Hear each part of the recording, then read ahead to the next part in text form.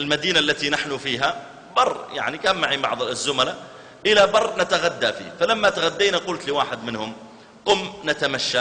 كان بجانبنا بيوت قديمة وواضح عليهم الفقر والحاجة. قمنا نتمشى، جئنا إلى بيت، فكان عند البيت طفل صغير يمكن 8 سنوات. أين أبوك يا ولدي؟ قال والله أبوي ما أدري. طيب من في البيت؟ قال أمي. قلت خل أمك تطلع. جاءت أمه فإذا هي على فقرها. قلت أين زوجك؟ قالت زوجي والله في السجن بسبب ديون. طيب من ينفق عليكم؟ قالت والله لا أحد. فنظرت إلى البيت فإذا هو فعلا بيت فقر. كان معي بعض الزكاة وأعطيتها.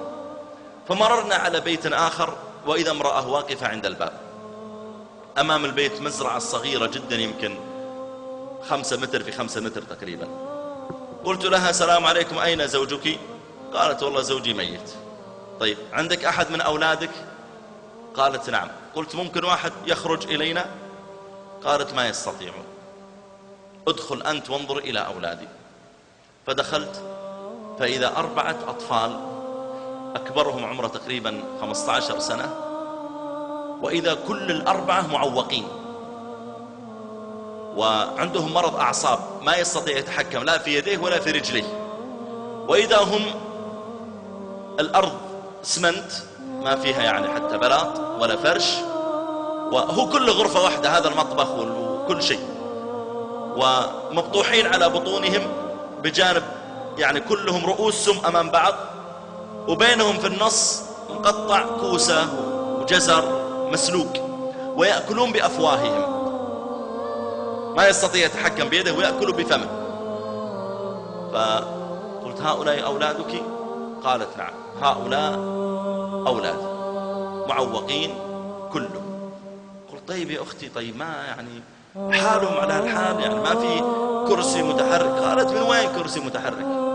أنا حتى حفايض ألبسهم حفايض ما عندي، وأنت ترى يعني كبر سني وأنا أحملهم حمل لأجل أني أنا أنظفهم من الغائط والبول في كل مرة، ولا أستطيع أني أبدأ أطعم كل واحد لوحده لأني مشغولة بهالمزرعة التي أزرع فيها الجزر والكوسة التي أطعمهم بها لأجل أن يعيشوا.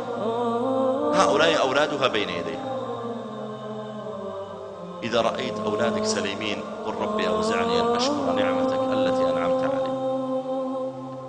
إذا كنت تعطش وترفع الكأس الماء إلى فمك وتشرب قل ربي أوزعني أن أشكر نعمتك. غيرك ما يستطيع يرفع كأس الماء، مشلول شلل رباعي ولا يتحرك فيه إلا رأسه.